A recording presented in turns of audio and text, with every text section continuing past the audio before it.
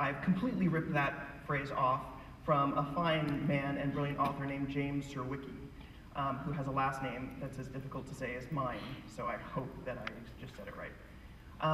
If you have not bought James SXSWi's book called The Wisdom of Crowds, you should totally go buy that book. It's the best book about community web design on the market that is not about web design, it's about economics. But the examples he uses are very, very appropriate for anybody who's designing a site that is about creating, soliciting feedback from their audience, which is pretty much everyone at this point. How much will this ox weigh once it's been, and gutted and become meat? And it was a contest, so whoever guessed right would win all this meat. Now, Galton was a brilliant elitist. His goal in observing this contest was to point and laugh at all of the stupid people who were wrong. And he was right. Everyone was wrong. Every single guess. There were about 800 guesses. None of them were right. The correct answer, which of course you know, is 1,198 pounds.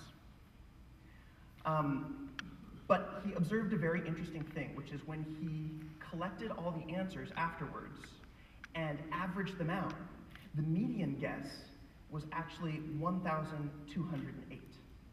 So within a couple percentage points of being right. So how is that possible? How is it that individually everyone is wrong, but collectively, harnessed, they were pretty much right? That is the wisdom of crowds, and it is a phenomenon you can observe in lots of different places that you've probably seen before.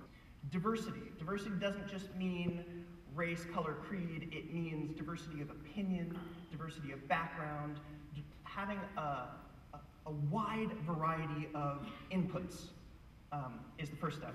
Second, independence.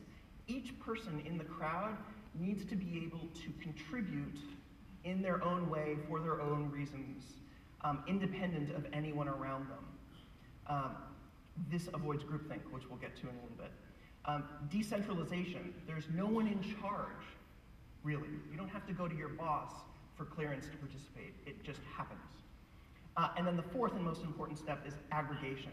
All of this diverse data comes into a central aggregator that does something with it. If we take these elements and want to bring them online, here's my recipe of kind of translating this system.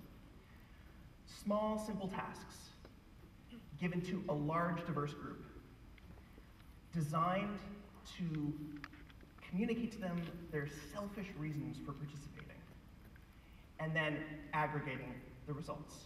So my challenge for all of you interface designers, web designers, makers of things, is how can we bring these wisdom of crowds settings to the community settings that we create? And how can we give people in-control experiences that make them a little less nuts online? I leave that to you.